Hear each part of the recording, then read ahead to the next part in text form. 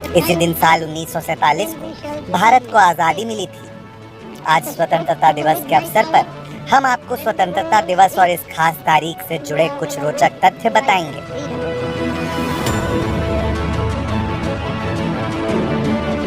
स्वतंत्रता के समय भारत के पास आधिकारिक राष्ट्रगान नहीं था। 1911 में रविंद्रनाथ टैगोर द्वारा रचित गीत भरतो भाग्य विधाता का नाम बदलकर जन गण मन कर दिया गया और 24 जनवरी 1950 को भारत की संविधान सभा द्वारा राष्ट्रगान के रूप में अपनाया गया।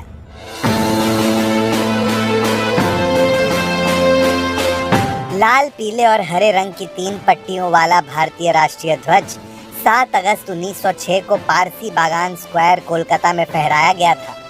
हमारे वर्तमान राष्ट्रीय ध्वज का पहला संस्करण 1921 में पिंगली वेंकैया द्वारा डिजाइन किया गया था। 24 पोक अशोक चक्र के साथ केसरिया, सफेद और हरी धारियों वाला वर्तमान ध्वज आधिकारिक तौर पर 22 जुलाई 1947 को अपनाया गया था और 15 अगस्त 1947 को फहराया गया था।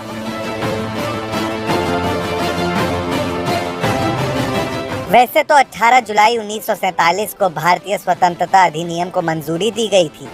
लॉर्ड माउंटबेटन ने 15 अगस्त को भारतीय स्वतंत्रता की तारीख के रूप में चुना, क्योंकि ये द्वितीय विश्व युद्ध के बाद मित्र देशों की सेना के सामने जापान के आत्मसमर्पण की तारीख के साथ मेल खाता था।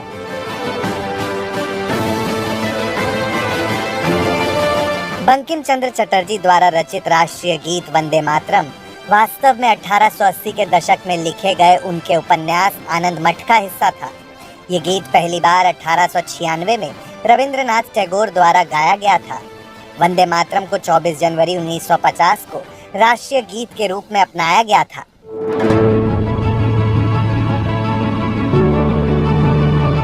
रेडक्लिफ रेखा पंजाब और बंगाल के पाकिस्तानी और भारतीय हिस्सों को चित्रित करने के लिए सर सिरिल रैडक्लिफ द्वारा खींची गई सीमांकन रेखा थी, जो 3 अगस्त 1947 को पूरी हुई थी, लेकिन इसे आधिकारिक तौर पर केवल 17 अगस्त 1947 को प्रकाशित किया गया था।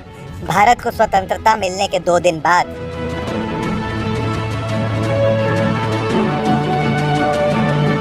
1973 तक संबंधित राज्यों के राज्यपालों ने स्वतंत्रता दिवस पर राष्ट्रीय ध्वज फहराया। संबंधित राज्यों के मुख्यमंत्रियों ने 1974 से ही भारतीय ध्वज फहराना शुरू किया।